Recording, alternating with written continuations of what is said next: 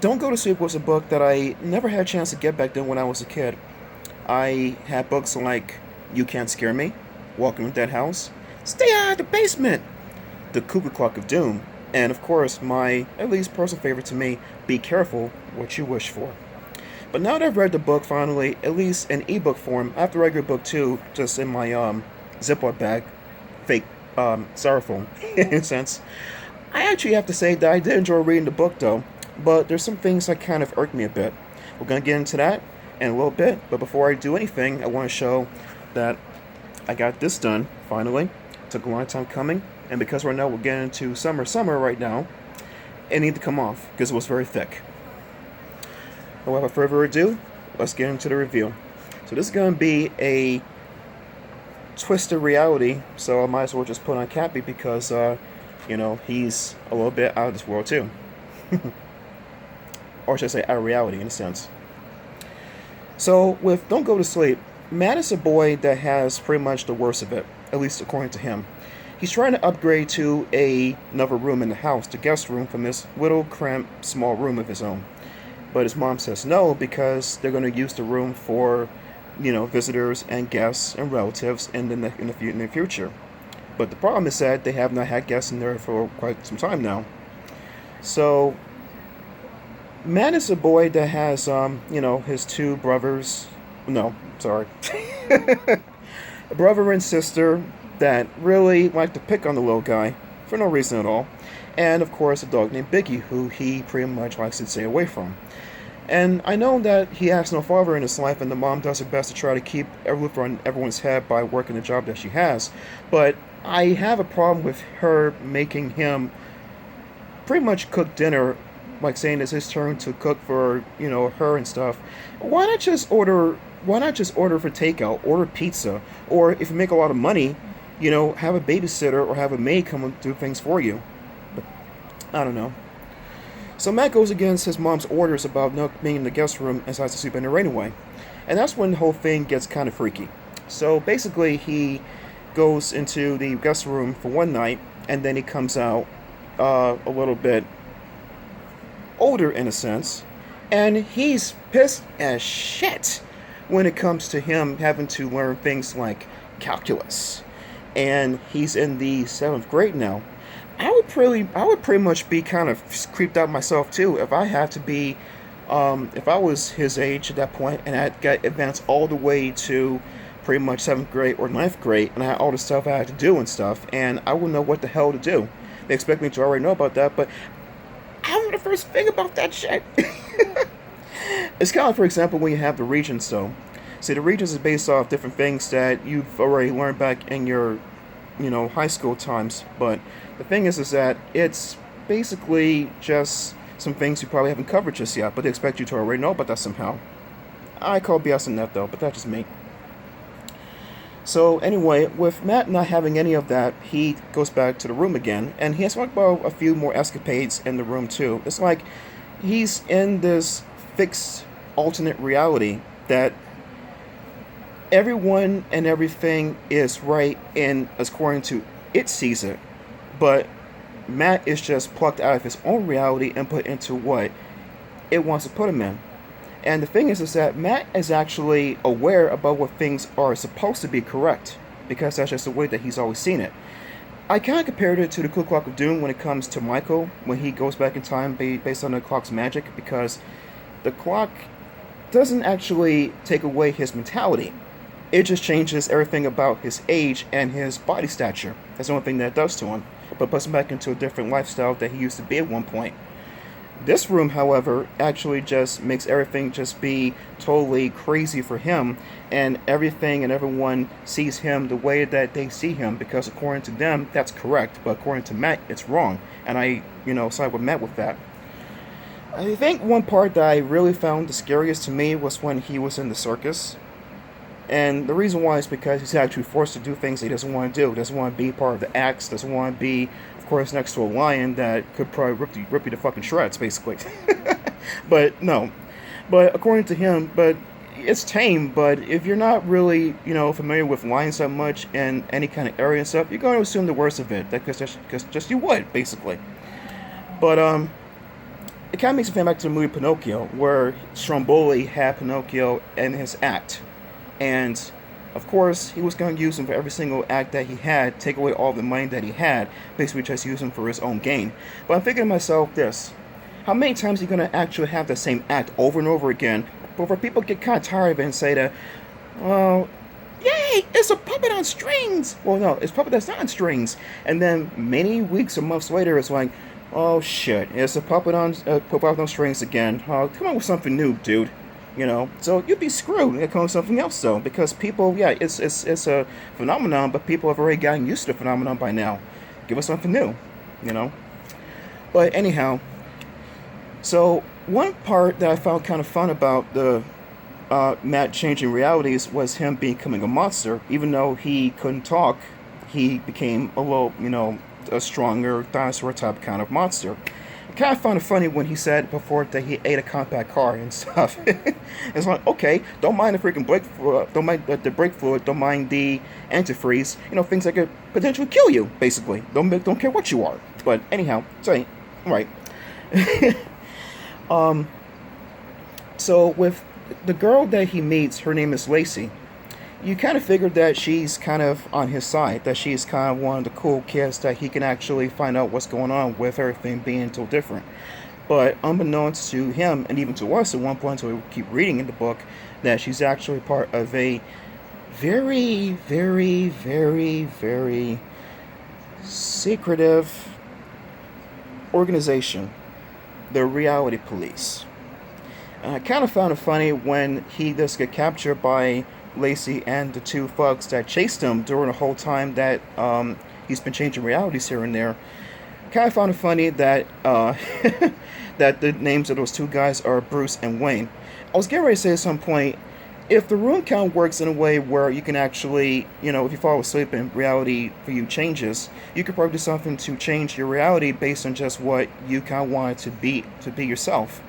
Because at one point, I was going to say, okay, well, if you got your Bruce and Wayne, then I got my Clark and Kent. You know what's up? Batman v Superman, before we even get to Batman v Superman 2016. Go figure. The reason why I said that, because at one point when Matt becomes an old man, he's like, oh, I don't want any of this shit. I'm going to go back to sleep and just pretend like, you know, that never happened. He's going to be old man at some point anyway, though, but at the time, that's just wrong. That's wrong. It's like the Haunted Mask 2, before we even get to right after the Haunted Mask 2, it's crazy. You know, that was kind of funny about that. But one thing about the room kind of surprises me, though, because it's like every time that he goes to sleep, it's not really saying as, you know, what times he has to go to sleep. It's just he goes to sleep, period, you know. Because he figured that he's probably either have to go to sleep at nighttime or just go to sleep anytime during the, you know, the day to have the reality change for him. So it was kind of funny as to how on the fly it just changed like that for him, because, you know, he was just very scared out of his wits to become an old man and stuff at that point. But the dinosaur one was kind of fun, I admit. But when we do get to the Reality Police and they capture Matt at that point, they explain more to him about how he's caused a terror in reality. But I'm thinking to myself, if there's a terror in reality, who really knows how long terror's been there? Who really knows if Matt is really the one responsible for making the thing in the first place like that happen? And if they do take Matt out, because it mentioned about giving a sleeping potion to put him to sleep forever, but let's be honest, it's to kill him. It's just to kill him. That's it. You're trying to kill a kid in a children's book. Great work, Stein.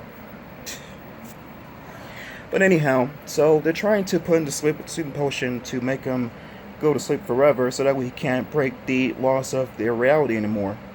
But I think myself, though, what happens if you have someone else in his family go in the guest room too by pure accident and happen to sleep in there too? So you still have the terror there. So I'm pretty sure they have scientists there to explain the whole phenomenon to them. So why don't you get your boys together, boys or girls or whatever, and have them fix the freaking terror in the fabric of space, time, and reality? That's just it. Because killing an innocent kid for something he's not even aware he's doing is not fair to him. But anyway, so Matt goes through the whole things about trying to get out from the reality spell that he's in now, based on the way that the guest room is. It kind of made me think back to that movie that I just watched some time ago called 1408, where it has John Cusack's character Mike Aslan, who's trying to find out if there's any kind of, life in the afterlife because of his daughter being dead at that point. And he gets curious about this hotel room that is said to be pretty much, kind of evil. But he thinks it's kind of inhabited by ghosts, though. But no, it's just an evil, what Sammy character says, an evil fucking room, basically. It's a very good film. Yeah, check it out when you get a chance. It's a very good room. Except that room is based on pure evil that has the intention of trying to make people kill themselves, basically. But with this room, however, it's by pure accident that in Matt's case, by pure accident that the terror in reality happens to be there. I mean, who really knows how it got caused in the first place? I mean, we hear that Matt is the one that's causing the tear, but who really knows about how long that's actually been there for? It may have been there for a long time, and no one ever really realized it because no one went to sleep there. But one part about the book that kind of made me feel that there was some kind of compassion with Matt's siblings, despite the fact they could be total a-holes to him, is the fact that Pam loves small animals, small cuddly animals.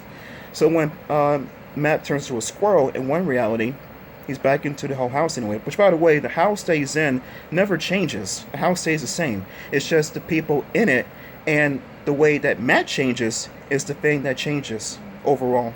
But the house still stays the same, just in a different reality zone, according to him. But anyhow, so when he turns to a squirrel, Pam really shows her kindness to the squirrel, unaware that it's Matt. And it makes you think that Pam is not really such a bitch after all, though, even though she really can be if she really knew that it was Matt. Because she probably just, tormented the shit out of him, though. If you remember the episode from the Powerpuff Girls, Getting Twiggy with It, there's a story about this cute little hamster that the girls have in their school. And I forgot what this boy's name was, but when he gets a hold of Twiggy, he torments the poor little thing to every way that you can pretty much imagine, until a point where it comes in contact with this radioactive goo or something, and it turns to a ravenous monster that the girls have to try to, don't really defeat, but have to try to, find some way to shrink her back to normal. And long story short, the boy, I think his name is Junior or something like that, I'm not really sure. It's been a while since I've been watching that cartoon, though. Very good cartoon, by the way, too. The reboot is terrible, by the way. But anyhow, so long story short, he gets his comeuppance by having having the Twiggy and the hamster wheel, like a giant hamster wheel that they have put Twiggy into. I don't think they were ever able to make her go back to normal, though, unfortunately. But they have him and her in the hamster wheel, and she's chasing him around for all the times that he put her through hell, basically. It's fucking funny, actually. It's called Getting Twiggy with It, by the way, if you want to know what the episode is.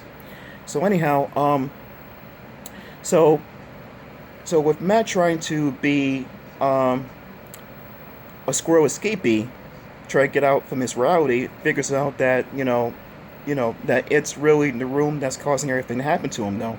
So he's trying to go back to his own room, hoping that it will reverse the damage that's already been done to the whole reality plane, basically, before they tried to track him down. At one point, I kind of felt bad for Matt because it made me think that Lacey was actually on his side, and then realizing that she was actually part of the whole reality police all the whole time, and the only friends that he thought that he had turned out to be total traitors to him, just doing their job to bring him to justice, in a sense. It's really crazy. So, towards the end, he finally gets back to his own room after becoming a chubby boy, based on what the book says about him. And the rain gutter part where he's trying to climb onto it is kind of stupid, because I'm pretty sure the house is not that tall unless they live in a freaking mansion. Then, yeah, that's going to be near his death, basically. No joke. But he does get back to his room eventually, though. And it's actually his birthday, which he had no idea about, because we're going through different reality changes all the time. You're not going to really think about that so much at all. But one thing that kind of made me laugh at the part is when he had his birthday presents, and he thought they were birthday presents. There were cartons of boxes that were in his old room that he had had to actually have moved to there, because now his mom finally granted his wish and gave him the guest room. But the funny part about the boxes, though, is that he kind of thought that cartons, regular cartons, like if you're moving somewhere, are actually presents. No, kid. Presents are actually boxes with gift wraps. okay, and bows on them with tags on them that have your name, if you even have that. So that was kind of funny as to how he figured that they were all presents for him. This poor kid does not know any better. And then the twist in the end, or the ending in the end, actually is have him go back to the very room that at first he wanted, but after all the hell it put him through, he's now has to sleep in there because his mom found grandest wish. And what does he do? He screams his eyes out. Eyes out. Who knows if he's still screaming in that book by now? All we can do is imagine. But the book was actually kind of funny with all the things that it had going back and forth with the whole reality changing and stuff, and Matt being, pretty much anything that Simon wanted to throw at him and stuff.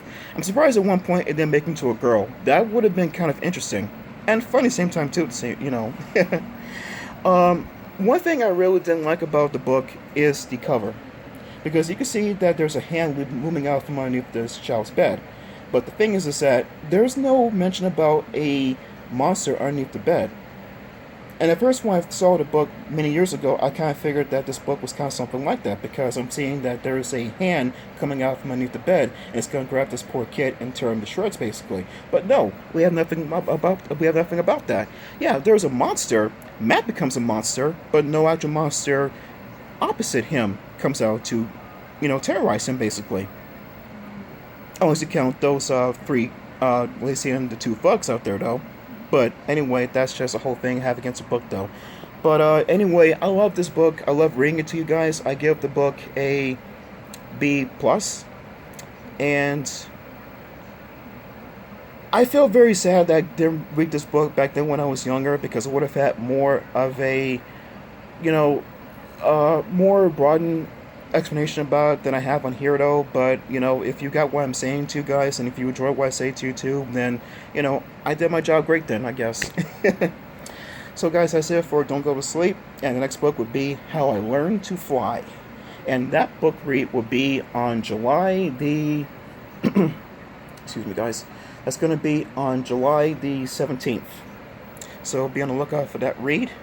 And as always, this is John B, aka Smooth Hot Chocolate. A pleasure for you guys to read for you and bring you the reviews I do. And until then, guys, peace out.